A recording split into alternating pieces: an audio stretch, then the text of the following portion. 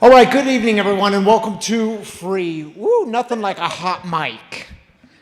Welcome to Free. I'm Ryan. I'm the pastor and executive director here. This is Carrie. She's the associate executive director here.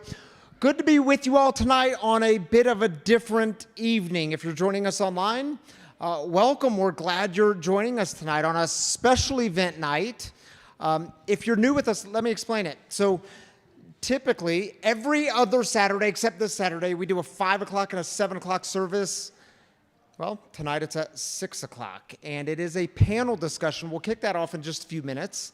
But before we get there, let me remind you who we are, who this community is for. This community is for addicts, loved ones of addicts, and spiritual refugees. And what we do here is break the silence of addiction while creating space for healing, recovery, and spiritual connection. And there is always one thing we don't do in this community, and y'all can shout it. If you're online, shout it out too. If you're in your living room or the bathroom or kitchen, just shout it out. Make it awkward. Shout it out on a count of three, all four words. 1, 2, 3. We don't do shame in this community. But Carrie, tell us some things coming up that people might want to know about. Oh, can I say something really quick? Can you say yes? Okay, thank you. So we had a food truck that was supposed to be here at 5 o'clock.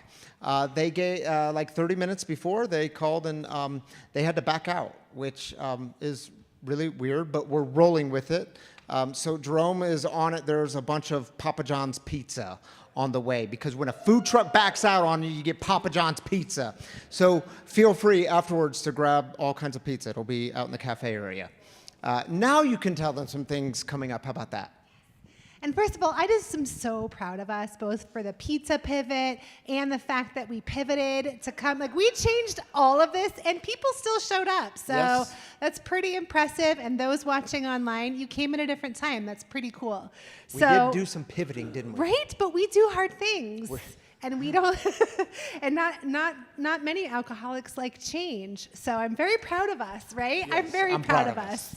That being said, if you're new here tonight, welcome. We would love to get to know you. Just outside of these doors after service, come find one of us, and we would love to get you a welcome bag. Inside the welcome bags, you'll find some fresh roasted wagon coffee. It's the same coffee we serve in the cafe. It's from Tammy Canaday and her extraordinary team at Wagon. There's also some free swag in there, as well as our Connect card. So our Connect card is how you get on our mailing list. You learn who the guest storyteller is. You know if there's going to be a crazy Saturday switch up like this Saturday. If you were on the mailing list, you would have known this is happening, as well as all the fun events that we have throughout the month. For example, if you guys all know Maggie, she does our yoga here on Mondays and on Saturdays. She is hosting a Grounded Warrior Retreat on September 21st from 10 until 4. You can find out more information on our website. You can also just go to the calendar. And then also, if you sign up for the newsletter, it will be in the newsletter this coming week as well. And then stay tuned, because we also have a new meeting schedule. So Terry Ann, who's going to be passing the mics, she is starting a problem gaming meeting that is already started, right? You already had your first meeting? So it's already worked 3, but it's a continuous meeting, so it's not like if you missed a meeting. But that one's called New Odds. I'm not sure what that flyer is, but anyway, if you need more information about that meeting, you can also go onto our website, and under recovery meetings, you can find out, I believe it's on Wednesdays at 11. So see, I can pivot on the date. I can pivot. Off. Look how good I'm pivoting today. And then last but not least, this one's super fun, friends. So on September 20th, this time, I think we can promise that we will have not only a food truck, but a free food truck. Mark Wonder is part of this community, and he has graciously has given us a bunch of free hot dogs, because we're going to celebrate the launch of Free Chicago. They're having their official full launch on September 20th, so we're going to show support here in Denver, and we're all going to eat hot dogs. Chicago style. They do Chicago-style hot dogs. Yeah. And it won't actually be a food truck. He's going to come set up in the cafe. And he's going to have a ridiculous amount of good hot dogs. There's veggie hot dogs, but all the toppings, Chicago-style toppings, so we can be in solidarity with Free Recovery Chicago on their launch. And that's all I got for you. All right. All right. Thanks, friends. Thank you, Carrie. Yeah. Oh, and the hot dogs on the 20th, that'll be in between services, so in between the 5 and 7 o'clock service. All right, y'all, the way we get started here at Free on a Saturday night is with celebrations. We start with the good. We lift up the good. Maybe you are celebrating a sobriety anniversary or a birthday or whatever the new thing in your life or your recovery is. We celebrate it all here. If you're online, drop in your celebrations online on the Facebook comments or YouTube comments. We'll join with you there. If you're in-house, just raise up your hand. Terry Ann will get you a mic on this side. Teresa will get you a mic on this side. And we take 3 minutes for this, and this time is yours.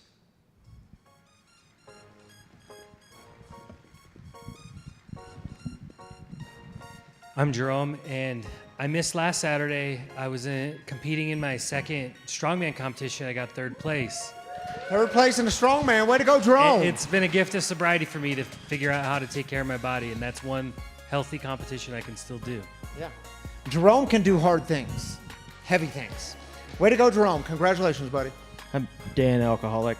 I just wanted to celebrate having a supportive family and just people around me that can really lift me up when it's time and when it's needed. Yeah, we'll celebrate that. Way to go, dude. Support. I'm Bob F. I'm a compulsive gambler. Placed my last bet 5/12/08. Here supporting my buddy Saul, speaking tonight. All right. And my company got bought last week, so pretty cool. And looking forward to the next chapter. Yeah. Thank All right, you. And congratulations. my first time here. First time here. Welcome. Glad you're here, man.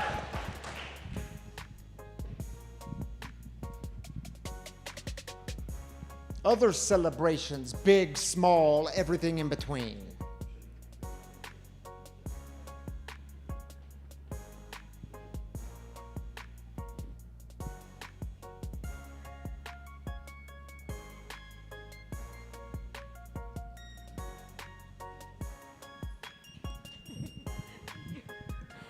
Hi, I'm Megan.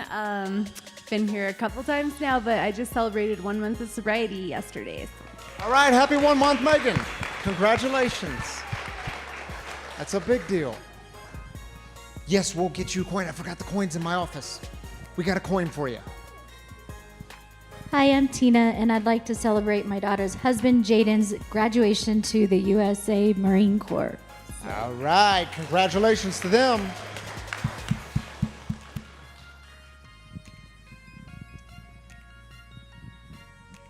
Anyone else? Got to get you a mic. Yeah, I'm Peggy, and I want to celebrate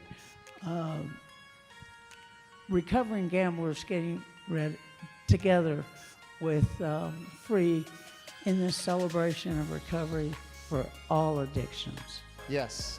I Yeah, hope we will it's the celebrate first that. A time. very important thing, which will be talked about this evening. Thank you for that.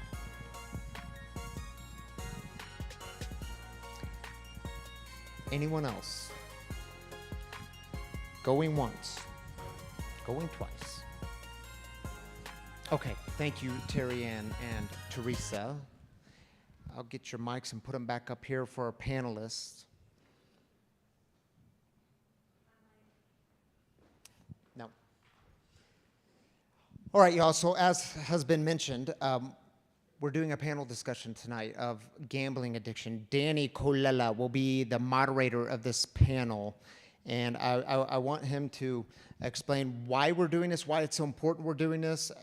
You mentioned that to get people in the same room to talk about, it's hard to get exact statistics, but one of the fastest growing addictions in the U.S. because of the phone and the ability to bet on anything. And it took me a while to understand. Danny was explaining this months ago when he was bringing this conversation to the plate.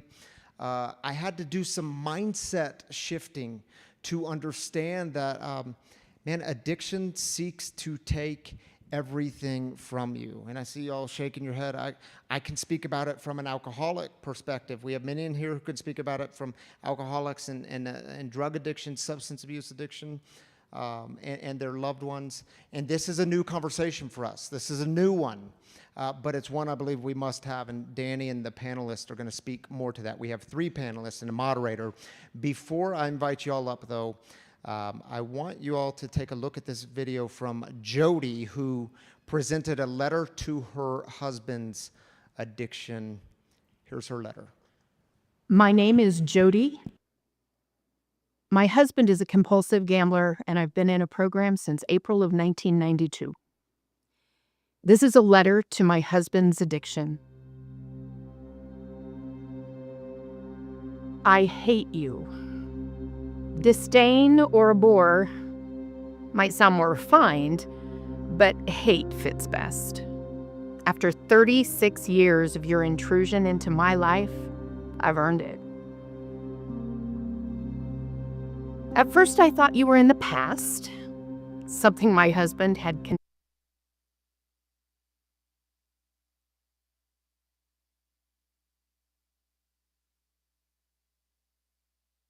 My name is Jody. My husband is a compulsive gambler, and I've been in a program since April of 1992. This is a letter to my husband's addiction. I hate you. Disdain or abhor might sound more refined, but hate fits best. After 36 years of your intrusion into my life, I've earned it. At first, I thought you were in the past, something my husband had conveniently left behind. I was wrong. You were never gone. You were there on our first date, at our wedding, twisting our vows into lies. You made your own covenant that day, till death do us part. And like the parasitic home invader you are, you have terrorized us ever since. I mistook abstinence for freedom from you, but you knew better. You embedded yourself in my husband's brain through gambling, but you had no intention of ever leaving. Even when you were locked away in the basement of our life, you scratched at the door, whispered through the cracks, waiting for a moment of weakness.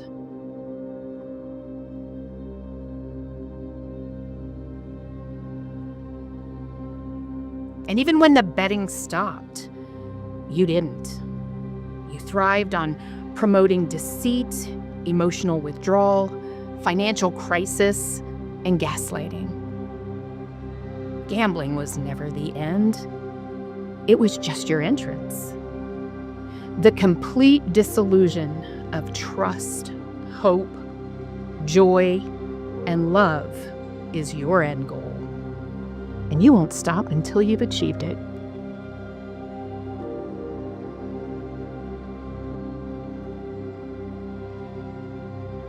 You wanted me broken and silent.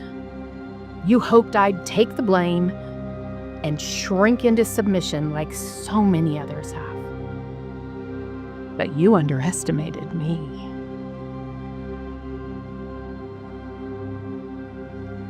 I found allies, those who had faced you too. They taught me your patterns, helped me reclaim control, and gave me strength. You stayed in the basement while laughter, love, and clarity filled our home. The whispers faded. I learned not only to protect myself, but to help others reclaim their lives from your grip. You didn't win, because community is the cure for the virus that you are.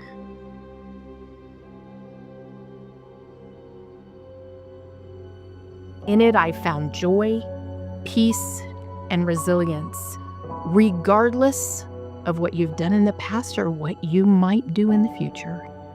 I'll stay with my friends. I'll remain vigilant and fight you as long as you lurk in the shadows.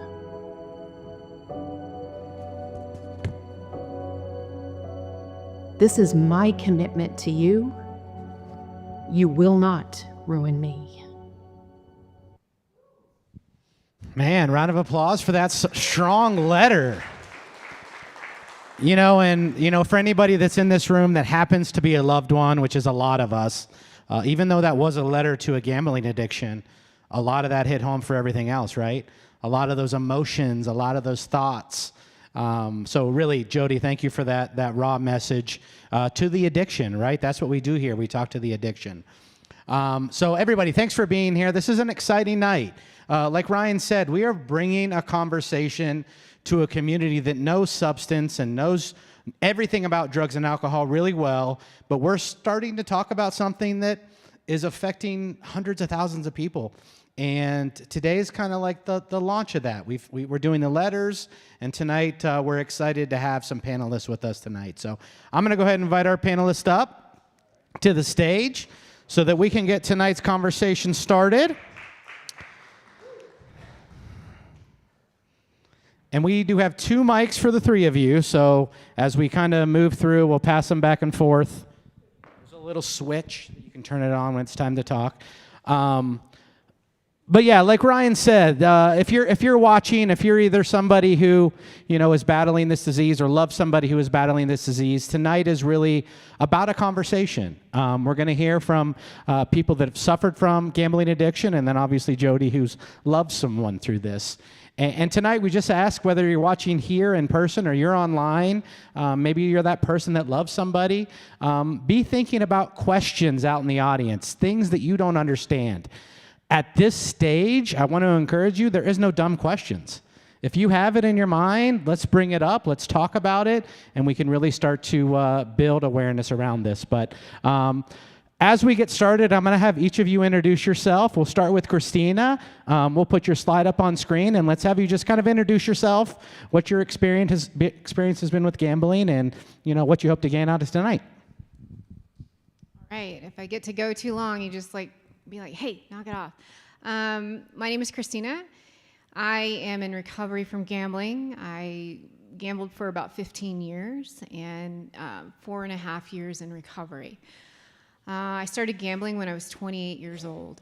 I didn't know anything about really gambling. I didn't grow up around it. I'm from Oklahoma, and it's relatively new to our state. But we have some of the highest rates of problem gambling across the U.S. We have 146 casinos now, where prior to the early 2000s, we had maybe 2 or 3 that focused more on racetrack gambling and a few bingo halls. But, early 2000s laws changed, brought in casinos, and so I didn't really have an understanding. I didn't have an understanding of addiction, to be really honest, other than what I saw on the TVs. And so when I started to struggle with gambling, I had no understanding that it was an addiction. It's certainly not talked about in it wasn't then. Now more of the media lenses around the sports betting and the impacts on young men, which is a very serious issue. But I wasn't really seeing female gamblers, except when I was in the casino and I was surrounded by the same people every time I was there. So I originally started gambling after a divorce. They had just built a new casino. It felt like a safe place to go, hindsight, right? I wasn't somebody for the bars. I wasn't looking to get out and do all that, but I wanted a little bit of socialization, but I also wanted to feel safe. And so I would go up there occasionally on a Friday night and hang out, and I started to make a lot of friends up there, a lot of the wait staff, and things were, you start to build relationships up there. And so, for a good time, it was what it was. It was entertainment. It was something to do on a Friday night. But as my life continued to just get lifey. I learned to lean into the gambling as a way to kind of cope some of the things that I didn't know how to cope with. I hadn't been taught certain tools how to cope with life. And I leaned in more to my gambling. I found myself divorced at 28 when it started. I was struggling to find connection because all my friends were getting married or having babies. I had struggled in my marriage with infertility, and so some of those conversations were really hard for me. So I just started leaning in and doing other things. Then I entered a relationship that was very, very abusive. And it wasn't a physical kind of abuse, so I couldn't name it, couldn't understand it. It was a very verbal and mental abusive relationship. Build me up, break me down, build me up, break me down. And I couldn't understand why I felt so powerless in this relationship. I couldn't understand why I couldn't get out of it. And it's interesting when I look at my relationship with gambling that it was very much the same. It was a very toxic, harmful relationship to me, and I felt so powerless in it. I couldn't find my way out of it. And so I think as the abuse continued to get worse, I leaned again into my gambling. Sitting at a machine, the machine wasn't being mean to me. It wasn't really asking a whole lot of me, just give it more money. Give it more money, and I could feel better a little bit longer. And so I think it was probably about 7 years in. How much time do we have? I just need to kind of stay pace. My first jackpot didn't happen until maybe, I kind of got ahead of myself, but about three or 4 years into my gambling, I was with my mom, and she was having chest pains, but I couldn't get her to go to the doctor. I couldn't get her to do anything. I couldn't get her to go to the emergency room. And she's like, I have an appointment the next day. I'm just going to hang in there. And she did make it through the night, but she was up all night. She just kept saying, well, I ate a box of hot tamale candy earlier. That's why I'm feeling like this. And I was like, all right.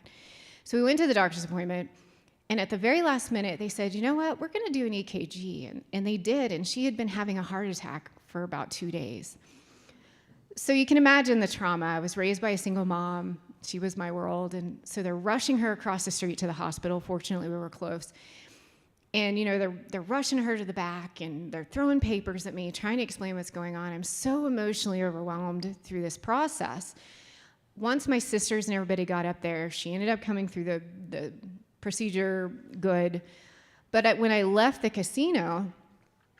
I left the hospital, I just said it, but where do you think I went? To process all this, right? Because I couldn't deal with the financial, I can't get my words straight.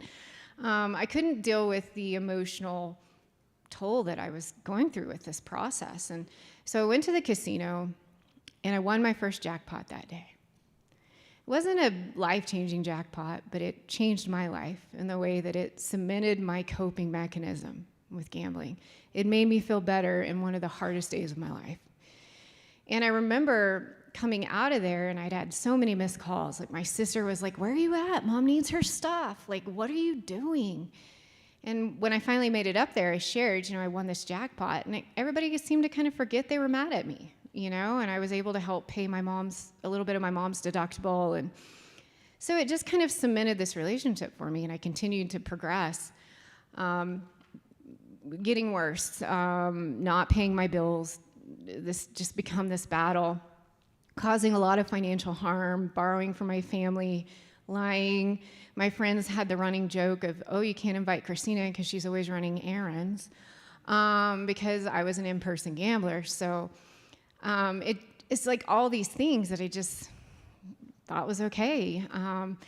It wasn't, I think, until around 2018 that my gambling really, really caused tremendous harm. I was losing cars to my financial instability. I was just spending everything I had and expecting everybody else to bail me out. It was just, I was lying, I was manipulating, I was gaslighting. These behaviors were really just getting worse. And then I was diagnosed with cervical cancer. And I hadn't had children at this point. I'd always hoped that that would be part of my story. But then I was told that the best treatment option was going to take that option away from me. And I really struggled. But instead of like getting counseling for the divorce and the mental abuse and now this very, very big diagnosis in my life, I continued to lean into my gambling because it was the only place that I didn't have to think of everything else. And so I remember going to a doctor at one point and just telling her, like, my anxiety's rough, but I never said anything about the gambling. So she put me on a medication called Effexor. And I don't know if you guys are familiar with this medication, but it numbed any piece of me that cared. And so do you think the gambling got better? No. The harm got worse. Everything inside of me was numb. And it wasn't until like 6 months later when we were doing a checkup, I just was given a simple questionnaire about life. And everything was numb, numb, numb, numb. And I remember looking at her face when she looked at this. And she was like, "You feel nothing?" And I was like, "No, it feels pretty great, actually." And she was like, "Whoa, whoa, whoa, whoa, whoa." And she took me, yeah. And I'm like, "That's what I want to feel." And this got me there. But she took me off of everything. And that was kind of some of the hardest time of my life because everything started coming rushing back. So fast forward to COVID when everything shut down. I was off this medication. I was still really struggling. And there were 6 weeks that the casinos were closed. Oklahoma is an oil and gas state, so of course it didn't last long for us. And I managed to stay out a couple weeks after everything reopened, but I was right back in it. And it was the end of 2020 when, throughout 2020, probably throughout the years previous, I had been struggling with thoughts of self-harm. Like, oh, why is my life so hard? Like, I don't understand all this. Why am I feeling like this? And it was the end of 2020. I'd gone through a binge of gambling. It was right before Christmas. I didn't have money for anything Christmas-related, holiday gifts, nothing. I was really just struggling, and I was watching this show about food addiction. And this lady talked about, and granted, at this point, I had no idea that I was struggling with an addiction. I just thought I was bad with money. I just thought I was a bad person, all of these things, right? I was watching this show about food addiction, and the lady talked about how she felt before she ate, how she felt eating the meal, and how she felt after she ate the meal. You know, the excitement, the euphoria of thinking about the meal, eating the meal, and then the self-loathing. Because we're not talking a regular meal, we're talking 6 cheeseburgers, 6 fries, wash it down with 2 large shakes. And I connected with every single emotion that she was going through. And I just remember her specifically saying, "I don't understand why I'm doing this to myself. I am killing myself with each bite." And I was like, it's exactly what I'm doing. I am killing myself for a stupid machine. But this machine was my best friend. It was everything to me. And so I had tried to change in previous years things about myself that I thought were wrong, right? But never the gambling, because I was too scared of what my life would look like without it. So I made a promise to myself that I was not going to gamble for 60 days. And I didn't. But at the time, I was in another relationship because, again, bad choices were my thing. And I got into another relationship that, again, wasn't healthy, but he wasn't mean to me. So that was okay. But he also struggled with addiction, and his addiction enabled my addiction because that's where I was, and that's enabled me to keep going. Again, choices. And we got in a fight, and I was triggered, and I had a week-long gambling binge. Anything I'd been able to save or do, I undid in a week. I won the most money I'd ever won in that week, and do you think I had any of it left? I can tell the gamblers in the room because they're like, "Nope, you didn't."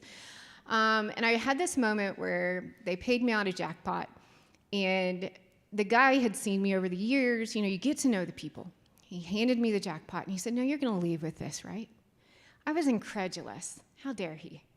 Of course I was. And I told him, I said, "I'm going to leave with this. It's going to help me, And he said, all right. He knew. 8 hours later, I was still sitting in the same machine, same chair. He's walking out because he's done with his shift. And he locked eyes with me, and he just shook his head. And he didn't have to say anything to me. Just that look and that disappointment in his own face, it undid everything that I had just kept pushing down. And in that moment, it all just come flooding up. I was physically sick. And I cashed out what little I had, and I went to my car, and I was like, I've got to figure this out. Because I think the feelings of not wanting to be here anymore were just getting harder and harder to push back. So I went home that night, and I couldn't sleep because of what I'd done. I'd played all that money back in. It could have helped so many things. And the next morning, because of the chase and because of the disease or disorder, or how anybody wants to align it with them, for me, it was the addiction. I went back trying to chase some of that money back because I thought it would fix how I was feeling. And I lost all of that money. And in that moment, I was just ready I was done. I got back in my car, and it was just after midnight on March 6th of 2021. I was sitting in my car, and I was just like, I'm just going to drive off the bridge. Like, I don't know what else to do. And my phone chimed, and it was a picture of my mom and my sisters. And I was like, I can't do this to them. And it was in that moment, sorry. It was in that moment I realized that I didn't want to die. I wanted to live. And I hadn't been living for a really long time. And I made the choice to get help, to bring somebody in. I went to my mom the next day, and I said, I'm struggling. I don't know what to do.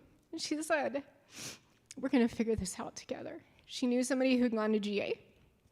And so I called the hotline right then. I didn't have the best experience with the hotline, I'm going to be real honest. I got a bored kid who was like, yeah, somebody will text you later with the meetings. I was like, all right, well, at least I did that. And they did. They texted me later. I was in my first meeting a week later. I was greeted by a room full of men, but they were welcoming. And they said, come on in. And I'm just a mess, just like I am right now. And I was just like, my life is falling apart. And they're like, we understand. And let's talk about it.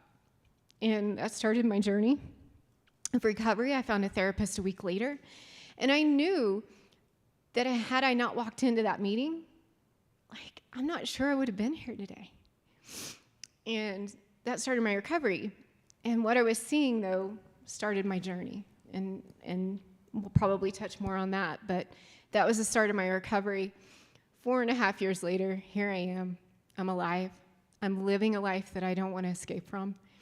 And I'm grateful to be able to be here and share it with you all. So thank you. Yeah, thank you for sharing. Yeah, great story. And again, with a lot of people in this room that do battle substance, very, very similar correlations, very similar emotions. It's hard to wrap your head around an addiction that isn't yours. But, very similar correlations. Jody, why don't you introduce yourself? We got to see your amazing video, your amazing perspective. You're here from a loved one's perspective. It's a lot of hands off the wheel in the journey, but let's talk a little bit about you and your journey. It's hands on a different wheel. I'm sitting here and I'm thinking 36 years. I'll try to be concise, but that's not my gift, so I'm just going to preface with that. On my first date with my husband, he said to me, I'm a recovered gambler. And I was 22 years old. And I thought, cool. That's good. What an honest guy. And after that moment, we spent the next year before we got married with extreme withdrawal, lack of conversation, just really ambiguous financial situations. We spent that next year in a situation that I would look at my daughter and go, what the hell are you thinking? But there wasn't anybody there to tell me that. And I'm not delusional enough to say that had someone told me that, it would have made any difference at all. Because, you see, my addiction is control. And I would have told that person, look, that's all right, I got it, I've been the chief problem solver of my family for over a decade. I got this. We got married. The withdrawal continued. The relationship was not stellar. And I hit my bottom on an evening where I was sitting with my husband's parents having dinner. He was at work. And that was the night I found out I was not my husband's second wife, but his third wife. That my husband didn't have 2 kids, he had 3 kids. The lasagna didn't want to stay down. And I knew on that day that I'm out of my depth here. I don't know what's happening. I only know that on our first date, he told me he was a recovered gambler. So maybe I will find the answer at a meeting. Shortly after that, I found a meeting. And I like to tell this story because the absolute naivete of what happens when you walk into a meeting, when you think you know what's going on and what needs to happen. So I go into this meeting. There was probably 20 people in this meeting. And they read through the book and they read the 20 questions. If you answer yes to 6 or more, you probably are living with a compulsive gambler. So I read through the questions, and with all seriousness, from a control freak, I looked at them and I said, this is fantastic. Thanks for the 20 questions. I just need the 20 answers. If you guys could just give me the 20 answers, I'm pretty good at this stuff. I can go back to my life and get this problem under control. And at that point, they got real serious with me. Because I also told them that, hey, we're 60, 90 days away from trying to start a family, and I need this problem solved before I get pregnant. So if we could chop, speed it up, that would be great. And I remember hearing, well, you better get control of the finances. You better make sure you know what's in your bank accounts. You better hide your jewelry. Make sure you lock up anything in the house that can't be sold at a pawn shop. And the lady at the end of the table, God bless her, looked at me and said, I suggest you put off having that baby unless you want to be the 3rd ex-wife looking for a child support check. I was so offended. I was pissed. I thought, this lady doesn't know me. She doesn't know my husband. We're different. I left that meeting going, okay, they told me to take the finances. I went ahead and took the finances. I didn't really see anything change, so I went out into the world and I found myself a marriage counselor. A marriage counselor who knew absolutely nothing about gambling. I'm pretty sure that marriage counselor was more in love with my husband after 10 minutes than I was after 2 years. Because gamblers are charismatic. They're fun. They're the life of the party. And she looked at me after one session and said, well, it's no wonder your husband doesn't want to sleep with you. You treat him like a child. Give him back the money and let him be the man of the house. And at that point, I get to decide, do I believe these people over here who have decades and decades of experience in navigating this issue? Or do I believe this person who's charging me over $200 an hour and has a whole lot of stuff behind her name? I'll take the person with the stuff behind her name. So at that point, I gave him back the money. And my life became a roller coaster from that point forward. 4 different occasions, I woke up to find out as a family, we were so far in debt that we had no choice but to sell our home. Unfortunately, the economy rewarded the behavior with a bigger home. At least 3 cars that I can remember that we had to liquidate because there is a number in the debt column that cannot be made right by cutting your cable. It's not going to happen. We spent 17 years in a world where, I thought we were going up, I thought we were going up, I thought we're right here. We kind of get up here and I'm thinking, oh, we're good, we're good, we're good. And then I wake up and go, boom. The bottom is falling out. And now we have to start over. 17 years is what it took for my husband to go from not gambling to recovery. Because what I didn't know was that a compulsive gambler isn't just addicted to the bet. They're addicted to the lie. They're addicted to the deceit. They're addicted to the manipulation. They're addicted to the gaslighting and the selfishness and the immaturity. And if all a gambler ever does is stop gambling, all that other stuff lives on.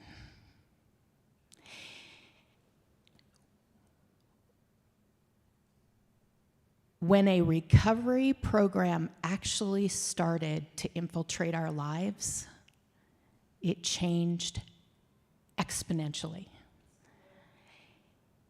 Redemption happened. The person that my husband is today is unrecognizable. So this is real. It's real. And it's kind of funny. I got to a point where when I go to my meeting, and you have people and they're like, oh, I've been here for a week. Oh, I've been here for a year. And I go, I've been in here since April of 1991. And they look at me like, oh God, are you slow? Are you, why, what's the matter with you? And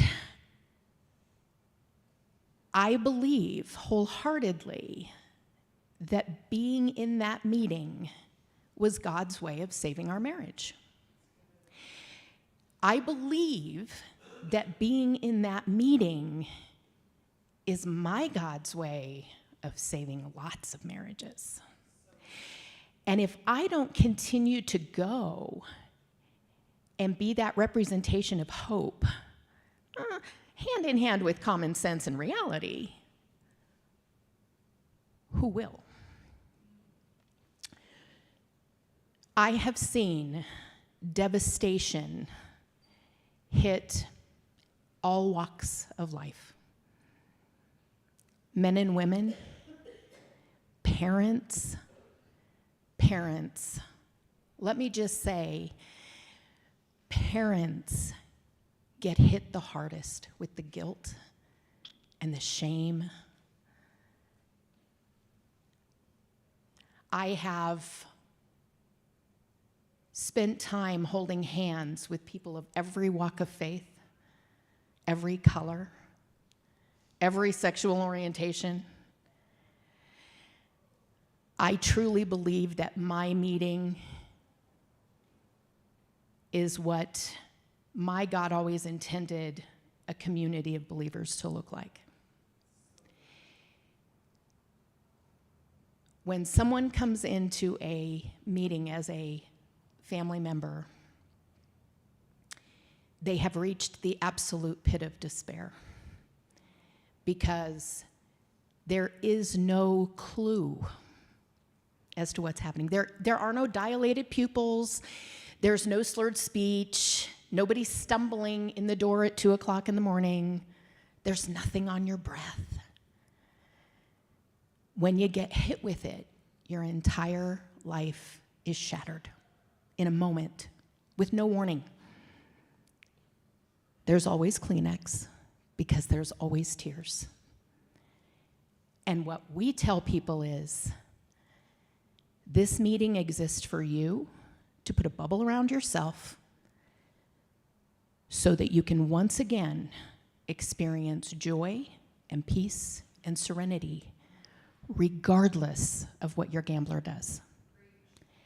This is our mission. I am grateful that my journey included the detour. And I'll end there. Yeah, fantastic. So we've heard from the, typical casino gambler with Christina's story, Jody's story of what it's like to be a loved one. Saul is on this panel tonight because he, battled what is one of the most progressive problems in today's world right now, which is sports betting. So, Saul, talk a little bit about your story. My name is Saul Malik. I'm 27 years old. I grew up in Houston, Texas, and I recently participated in Danny's project of writing a letter to my addiction. And unlike some of the other letters I came across, my first thought was how gambling was really the best thing at one point that had ever come into my life. I grew up in a well-to-do household. My parents were, by traditional metrics, successful people. There were high expectations for me from a young age, and I found that gambling was really the outlet for me to express that supposed potential that everyone saw that I didn't know that I really had. I grew up with diagnosed ADHD at a very young age. My earliest recollections of those experiences included doctor's visits, psychiatrist visits, doctors examining whether or not I had Tourette's, whether I was on some sort of a spectrum because of my behavior that was, I guess, asocial, blurting out in classes, making repetitive movements, blurting out random things that, didn't make any sense here or there. And I recall that being a barrier for me to not only find close friendships early on, but also finding success academically despite being a gifted or a smart young man. I really had trouble adjusting to my surroundings. What really gave me a sense of fulfillment as a young boy, I guess even middle school age, was my participation in my fantasy baseball league with some guys I met in middle school. And what I recall about fantasy baseball as sort of my initial stepping stone into what would eventually be sports betting was that it gave me purpose. I was able to apply what I knew about the statistics of the players, my intuition. I loved feeling like I was not only a friend of those in the league, but also superior when I was able to find a hidden gem in the draft pick or something. And so this actually was supported by my parents. So I had this early belief that this sort of behavior was not only okay, but actually encouraged. Because my mom, the first thing she asked was, is this gambling, this fantasy league? And I said, no, we put in $20, but really it's a way to hang out with these guys, and we go to each other's house, and we talk about the games. And she said, oh, that's great that you're having fun with your friends. And I actually was planning to pursue a career along those lines once I really got into fantasy baseball. I decided to take up sports journalism. Me and my friends had a website. We're writing about fantasy baseball. I got eventually into sports broadcasting when I was in college. But all of that is to really set the stage for how, in my earliest years, my relationship with sports was something that was not only positive, but something I sought refuge in. To really get to the point of where my gambling began, my sophomore year of college, I was introduced to a bookie through a friend of mine who had started sports betting. And what I recall about that initial introduction, which I think a lot of young people, especially young men, can relate to, is the ego boost that came with that initial invitation. He said, "Hey man, you've always helped me with my fantasy lineups. You've always been the king of the fantasy league. Why don't you get in on this with me?" And I was dressed up that day in a suit, nice pants, dress shoes. I was the anchor of my university's sports broadcasting show. And so I was really feeling this in the moment. I'm the man, I'm the sports guy. I didn't really know anything about sports betting. I didn't have an income. I had whatever my parents gave me. But I reasoned it out in my mind and thought, okay, $10 on a baseball game. I looked at the matchups that night, found a game I liked. And by the second inning, I was up 9-0, my team in that bet. And people talk about the financial implications of gambling. But for me, it was different than that. $10, I mean, shoot, I go get Chipotle and you spend $10. It's not really a life-altering event. But it was what I found emotionally, even from that initial success of that game, is I felt this could be it. This could be my thing. That, you know, it combines all these things that I love: watching sports and checking the scores, being the king of the fantasy league, being able to make money just by making a play on my phone. Doesn't take a lot of effort. Because that's something I struggled with, was any sort of consistency in school. I mean, I was an 18-year-old kid and senior in high school. My mom was still arranging my 3-ring binders and, you know, writing my schedule and stuff. So I wasn't one for a lot of discipline or focus or work. And so I saw, oh, this could be something that creates an income as well. And that was really what got me started with sports betting online with this bookie. And from there, from the little $10 win, it's like, okay, I can make 20. And then, you know, oh, well, it was the most logical thing to me. And that's what's really remarkable about all of it, is that I saw this whole thing as a very logical progression. Whereas I look at someone who is using substances back in that time, and I would say, well, clearly this is a dead end that's leading to your demise, right? You're ingesting something, you're drinking something. But I am creating a foundation for hopefully the rest of my life, where I'm building up an income and I'm establishing my future. So all that to say, I'd look at $10 and say, well, that's, you know, chump change. You go bet $20. And, you know, that $20 win, I remember it was a huge upset that first time I kind of escalated. Huge upset in a football game. And I remember the need to show all my friends. I was posting the photo of the win on my social media. I posted screenshots of the bookie sending me the payment through my Venmo. And I was building up this persona of something that I never had, of feeling like I finally had control in my life. You know, without getting into all the details, because I know we have some really great people here that want to answer the questions, so I'll, you know, kind of get to the gist of it here. But essentially, how I recall my gambling progressing was that first bet was the introduction, where I didn't really know what to expect. I thought it would be fun. You know, I saw the reasons why it was going to work out, but it really quickly became about establishing a persona behind the gambling. I'm, you know, not someone that you would look at and say, this guy's like a gangster or cool or anything, but I remember when I would have a win, I would start blasting like Dallas rap, Big Tuck. He had this song called The Stunna Man. And in the song, he was talking about, I do my own stunts, the penthouse at the W Hotel, the women, the this, the that. And so I was driving around in my Volkswagen Jetta around campus, like, thinking about how I was going to be the next, like, mob boss or something.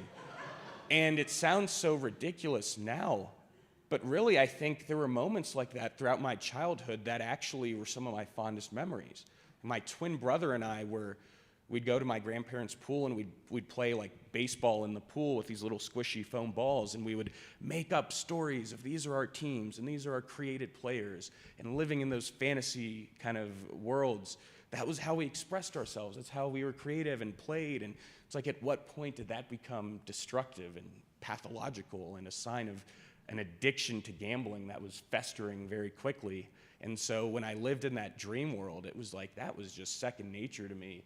And I didn't know that that was a sign that I was developing a problem. So really how I saw the gambling become a problem was when the lying started. And, I heard some very touching, very deep personal accounts of the lying that goes hand in hand with an addiction to gambling.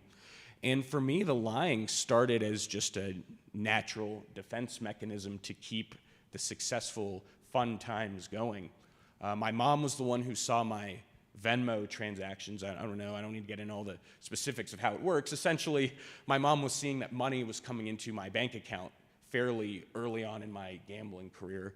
And when she confronted me, well, you don't have a job, you don't just spawn money in an account, like where is this coming from? And when I explained that it was sports betting, she had reminded me that actually my dad's biological father was a compulsive gambler, and how dangerous this was to immediately quit it. And you know what? I remember that being, no, I was gonna keep doing it, but I justified it from that early time in my head. When I make this work, and when I show her how successful this is, this will be this, moment of family bliss or something that, oh, Saul actually knew what he was doing. Because like I said, for so long, I felt that my parents saw me as the kind of the black sheep. I have a twin brother who was going to Yale, who was, studying on a full ride and all this, and I was like, had no idea what I was doing. So all that's to say, I lied because I thought that was the right thing to do for me and for my family. I convinced myself of that. And it just got to where, as I started to gamble more frequently, of course, I started losing more often. And as we hopefully address some of the questions, it was very easy for me to start gambling on more markets online. So I was betting on tennis, I was betting on darts, I was betting on snooker. And we have some snooker fans in the audience, I guess. So betting on all sorts of ridiculous things. And of course, the losing became more frequent. And then the lying became more frequent, and then the money became, it was dwindling, right? I didn't have as much money, and so then I started having to block the people I owed. I owed the guy money, I didn't have it, I'd have to block his number, find a new person, and then accumulate credit, get some debt with them, block their number. Essentially, it just became a disaster and chaos that I couldn't manage.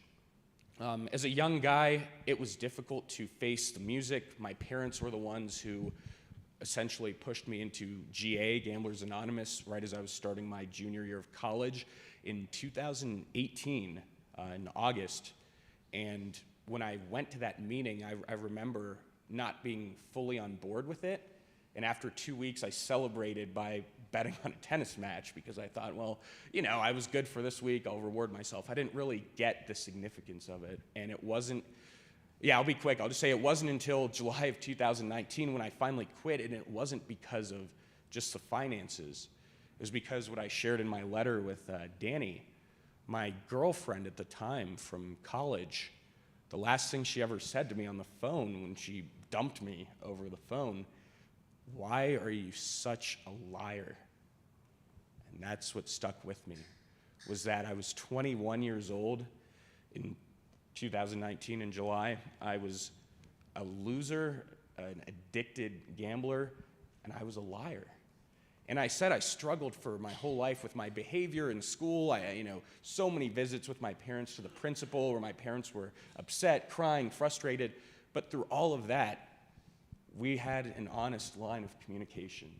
And that was broken completely with my gambling, not just with my girlfriend, but with my parents. And I know they told me many sleepless nights over these things. And so I was in a position where I thought either I get help, or naturally the smartest thing to do would be to end my life, because when you kind of do a pro-con analysis, it's like, okay, each day is getting progressively worse, so what is the benefit of staying around? And so I thought, and I'm sure, I don't want to speak for other people, but I would imagine many feel that same way of, it's either get help or just take myself out. And so that was really the catalyst for saying, I am so young, but it's gotten to the point of do or die, and that's what I went back to GA, and I'm glad that I'd been introduced at such a young age, because even if I didn't really adhere to it early on, I knew where it was, and I knew who to turn to, and then that's what got things started. So there's more detail, but it's I don't want to ramble on, so I'll leave it there and let everyone address the questions. Love it, Saul. Thank you for sharing your story. And we do have a little slide up here. If we could put the terms up here. I know you guys are hearing a lot of different terms that you might not know, you might not heard. We're going to leave this up. These are some, gambling specific terms that you can kind of just look over and wrap your head around. But just so we have about 15 more minutes of this panel talk, so I want to ask some questions, and if we could spit out some quick answers. We'll start with you, Christina. It was really important, and we just saw it come up in Saul's conversation about suicide. And can you talk a little bit about, in a short amount of time, because we want to get through some stuff. This correlation, you would talk to me when we were at dinner, is that, people who are battling substance abuse, they overdose. Sometimes they get Narcan, they get to come back. It's very, very prominent to have multiple overdose in a substance abuse environment. A little different for problem gamblers. Can you talk about that? Yeah, and I like that you were like, don't ramble. But yeah, my sister in recovery and one of my closest friends were talking about this, and she actually made this point to me that with substance abuse, oftentimes leads to overdose. And if you're fortunate, you've got Narcan nearby or can get to treatment. And the thing is with gamblers, our overdose is suicide, and it's a finality. And gambling addiction has the highest rate of suicide of all addictions. And oftentimes when we're looking at the space, it's the stepchild of addiction. There's, a lot of people are like, oh, I never really think about gambling being a problem. I was in a recovery conference just a couple of days ago, and I had somebody come up to me, and he's 18 months clean of meth, but he's been gambling. And he said, I just never thought I just thought it was better than meth, right? But it's taking his paycheck. And he broke down to me. He said, it's the first time I've talked about it. I didn't realize it. And, we had a great conversation. I introduced him to some resources, but it is something I think a lot of people, and I think I've heard it here today, where they don't really quite understand the gambling side of things. But it is a very, very devastating disorder, and so many of us are impacted by it. There's no federal funding. And, there's us advocates up here who are sharing our stories and sharing our experiences in the hopes that we can raise awareness and we can share just how debilitating gambling addiction is and how much stigma and shame surrounds the addiction and makes it very, very hard for people to open up and seek help. And that's something I hope that we can change just by sharing our stories. Yeah, and that's the great point. That's the alarming part about this one, the highest suicide rates of any addictions, because people find there's no other way out. They can't be fixed. It's the easiest way to solve the problem. So thanks for sharing that. I know that mattered a lot to you that we got it out tonight. Jody, as a loved one, and again, keeping this brief, talk a little bit about the difference between support and enabling from a loved one's perspective. I can actually sum this up pretty quickly. Support is when you are putting your love and your resources behind someone who's on the right path. Enabling is when you put your love and your resources behind someone who's on the wrong path. It's really just that simple. Mic drop moment there. So very true for all addictions at large, but a great way to put it for sure. And then Saul, let's talk. Me and you talked the other day. So sports betting, alarmingly amount of people using it on their devices.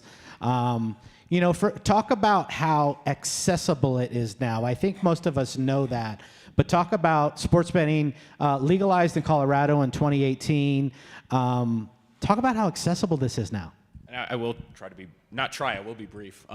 It's accessible in the sense that many, I think, now look to the legalized industry as the only source of access. But I still know, and I was reading an article from a high school in Illinois the other day, there are still bookies who are often young men primarily who can create accounts for gamblers, giving them lines of credit, which occurs digitally, and really there's no sort of policing or enforcing. It's very easy to create. So you have the legalized access to it. You have these sort of underground markets, and then you think about, or I think about, parents as well, or older adults, brothers, sisters who can create accounts on behalf of minors who are able to access it. And so I think that there is just a lot of it out there, and also the widespread promotion, how social media is really enhancing that experience and getting young people and all people invested in it. Yeah, and if anybody was here for the talk that I did about problem gambling, the way that the U.S. is approaching this is much different than other countries. The whole idea of, hey, spend $10, we'll give you $100. Other countries ban that kind of promotion. Here in the U.S., we're like, let's go after it. So there's a lot of even bigger things that are against our youth when it comes to accessing these easily accessible gambling sites on their phone.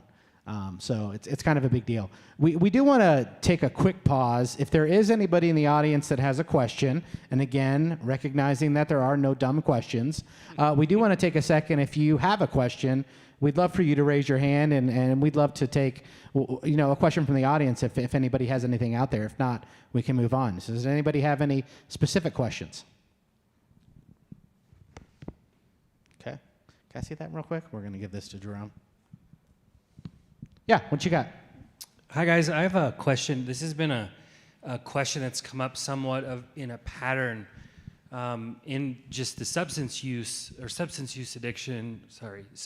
disorder community, on whether or not, like, someone who identifies to be sober from drugs and alcohol, like, as soon as they're aware of this, they need to take another sober approach to this. Like, is sobriety the answer? Is recovery the answer? Is moderation the answer? Because a lot of people are still kind of towing the line whether or not this is in the same bucket, if abstinence is the goal or not. If you could just give your perspective on that, just because it doesn't seem clear, even as someone who interacts with addiction on a frequent basis. Because like other process addictions, abstinence tracks aren't always available. Right? If somebody has an disordered eating, you can't stop eating. If you have an exercise addiction, you shouldn't stop exercising. If you could just clear that up, if that's a clear question anyways. Yeah. I think, Christina, you were just at a conference for substance, and you were one of the only gamblers in the room. This seems like a great question that I think you might have an answer to. I don't know that I can define the difference between sobriety and recovery in that kind of way, but I know for me, it really is a very personal choice. I struggled with gambling, but I didn't really necessarily struggle with scratch-offs. I didn't necessarily struggle with bingo. I struggled with slot machines. But for me, in my recovery and my path, it was, I don't engage in any games of chance. I don't engage in any type of gambling. I don't even do raffles, because that behavior was so ingrained. Gambling is different than substance in a way that we don't ingest anything. It is very much, the most common thing people say is just stop. You're just hitting a button on a machine or on your phone. Set your phone down. And it is so not that easy, so please never say that to somebody, but it rewires the pathways in your brain. It rewires how you engage dopamine. So for me, it's a very personal decision to look at something, whether it's drinking or marijuana or something different, and it really is, how does it engage with me? How do I feel? Is it triggering some of those feelings of wanting to do more, wanting to engage? It's very much about my own ability to create self-awareness and things like that. So I do have an occasional drink, rarely, but occasionally, because it's not something that engages me in the same way that gambling did. But give me a raffle or a scratch off, I don't know. Like, it really is just learning about your own behaviors and how you respond to things. So for me, I'm a person in recovery, and I work a program of recovery, but it really is just a personal journey for me. And even sometimes people will come into the community I've created and say, hey, is bingo considered gambling. And it's like, well, the true definition is games of chance, right? It's got 3 pieces to it. It really is about how it makes you feel. Does it encourage you to engage in different behaviors? I've had people reach out to me saying they buy these bath bombs that have jewelry in them. And there might be the opportunity that you can get the real ring or the real gem.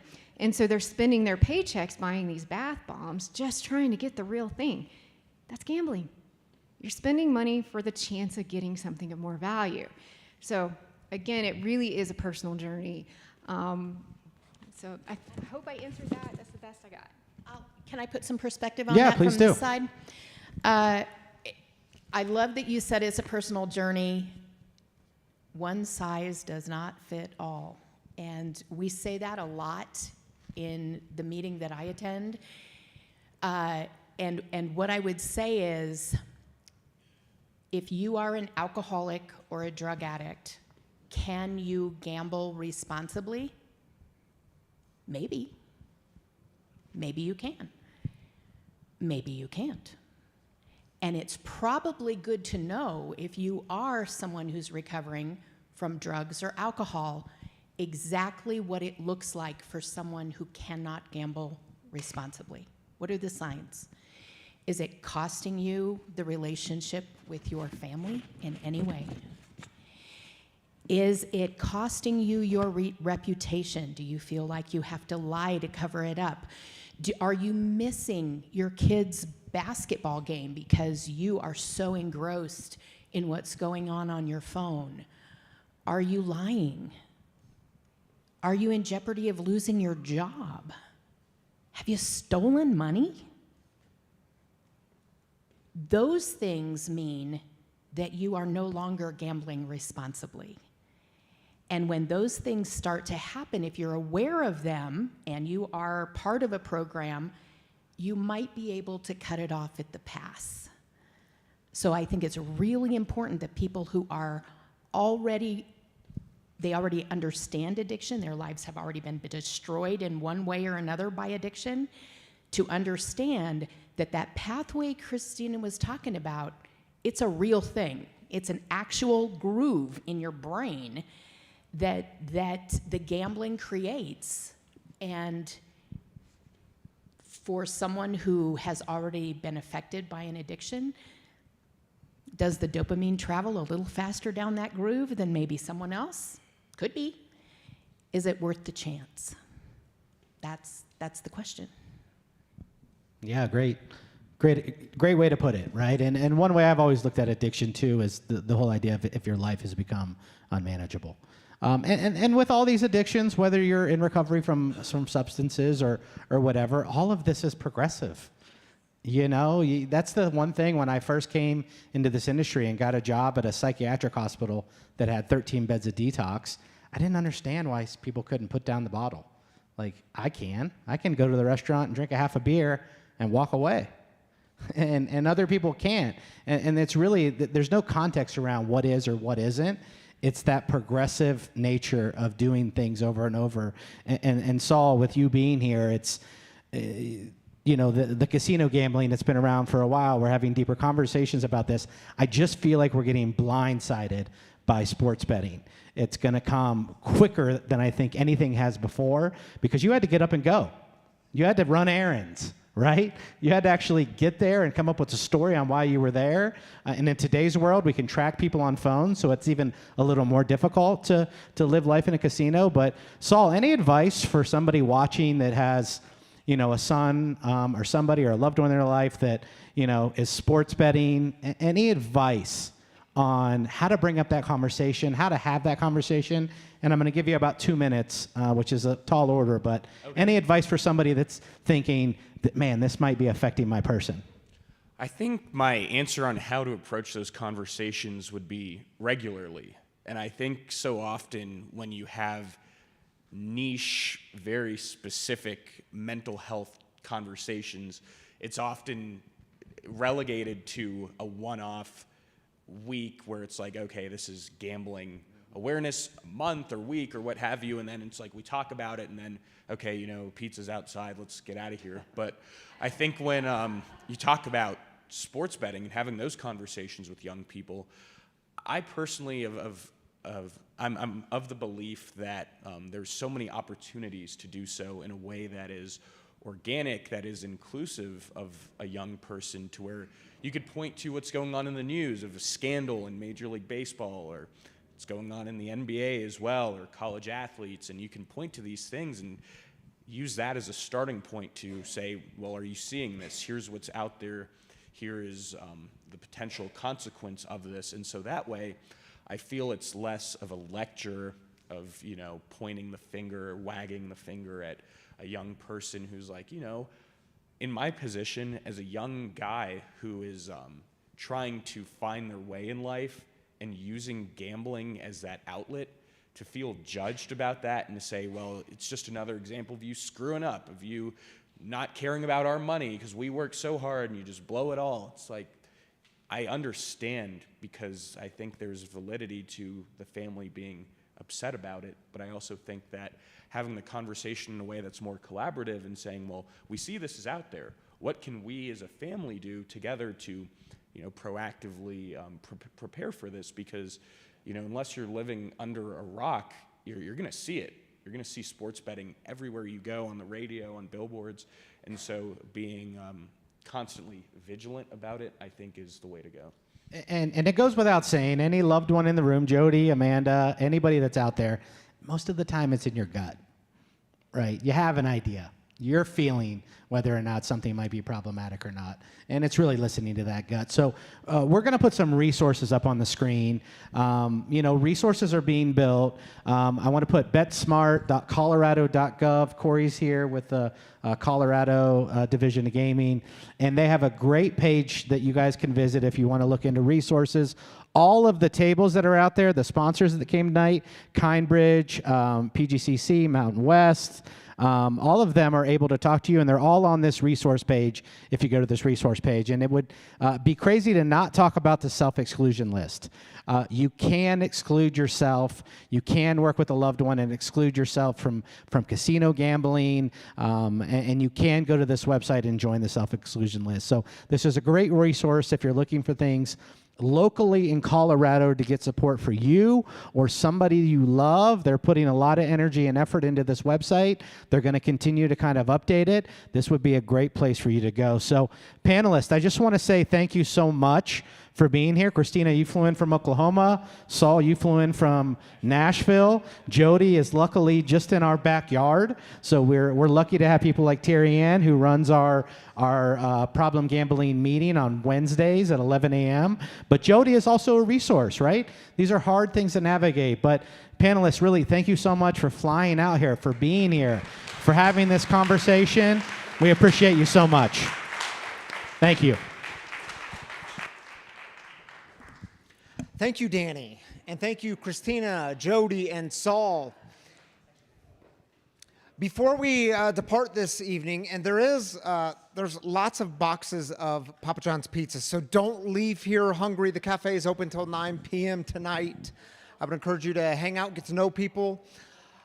But every Saturday we end the same way, and I talked to Danny about ending the same way this Saturday. Thanks for all your work on this, man.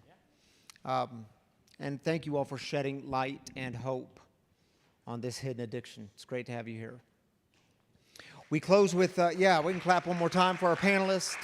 And Jody for a wonderful letter. Thank you for sharing that with our community. We close with, similar to how we do celebrations, we call these heartaches, because what we know is week in and week out, we have burdens that we carry. And oftentimes we try to carry these burdens alone. And then somewhere along the way, we find out it's very difficult to carry them alone, and you don't have to. It's why we have community. It's why we have a God who hears the cries of the people. So we close with heartaches. If you need some prayer, some encouragement, some lifting up, that's what this time is for. You just speak that heartache into the mic. And again, if you're joining us online, drop your heartache into the Facebook or the YouTube comments. We'll join with you there. And just like celebrations, we take 3 minutes for this. Terry Ann has a mic on this side. Teresa has a mic on this side. All you got to do is raise up your hand, and this time is yours.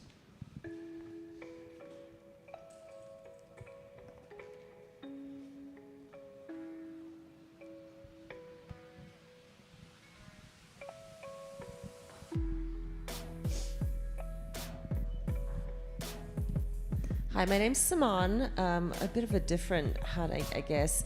I have a 7th grader at school who just lost her father. She was home alone with him when he passed, and he passed in her arms. And she had to call 911, and she's really struggling. The family is struggling completely out of the blue. So tragic. So just prayers for that family. Yeah, lifting them up tonight. And that 7th grader and the whole family. Thank you, Simone. Hi, my name is Sheila, and I just would like to say I'd like to thank Saul for saying that please do not do shame. And I really appreciate that when he was talking about how to connect with people, that shaming is not the answer, and it's more about connecting in a kind, loving way. Thank you. Yes, I would echo that. Thank you, Saul. Our motto here is we don't do shame. That's why we start with it every Saturday night. Thank you, Sheila.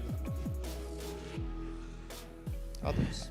Hey, y'all. My name's Teray. Right now my family's just going through a really, really, really dark time. We've almost lost our house multiple times. My wife lost her job. It's just the heaviest and the ugliest it's been since we moved to Denver. So just keep us in your hearts. Teray, prayers for your family. I'm glad you're here. It's good to see you, man. Prayers for you.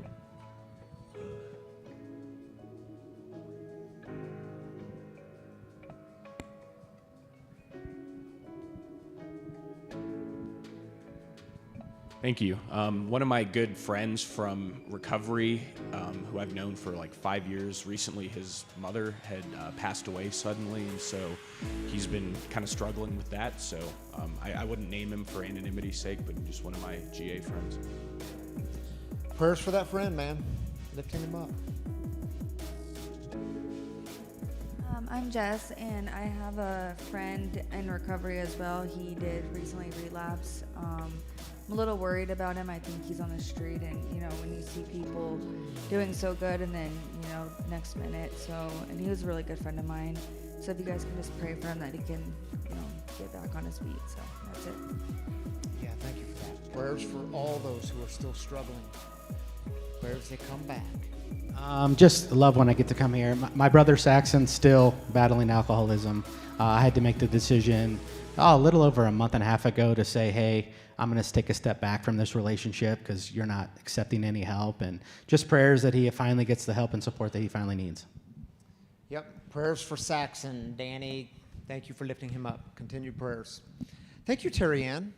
Thanks for all you're doing in this community. And if you're online, big thank you to Carrie McMullen, who is running the online chat tonight and every Saturday night. But for those of you that joined online for Heartaches and Celebrations, she is the one responding to you. There's an actual person. It is not AI yet responding to you. It's an actual person. Thank you, Carrie. All right, y'all, I'll say this. We are reliant here upon your generous giving. If you've been impacted by the mission of breaking the silence of addiction, what we did here tonight, if you're impacted by this community, if this is your community, your home, your tribe, your people, we do rely upon your generosity. It's what allows us to keep moving the mission forward. And if you'd like to donate tonight, there's a few different ways you can do it. You can download the free Recovery Community app. It is free to download. There's a giving button there. You can give one time. You can give weekly, monthly, however you set it up. We're grateful for any and all of it. You can do the exact same thing on the website, freerecoverycommunity.com. And there are, for you cash and check type people, there are giving kiosks, one outside of these doors and one just outside of these doors, if you'd like to give that way. And I know some of you, you've made it a spiritual practice in your life. You've made it a sacrificial practice in your life, and you didn't have a habit of giving. And even if you don't give here, I try to say this every week, please do give somewhere because it does change you. Generosity is a very important characteristic to build in your life, especially if you're in recovery. Thank you for being a part of it. Shall we go out with a prayer? Yes, the correct answer is yes on that one. No one's ever said no. Nah, not tonight. Not tonight. There's pizza. So shall we pray over the pizza? Let's do a 30-minute meditation. Nah, just kidding.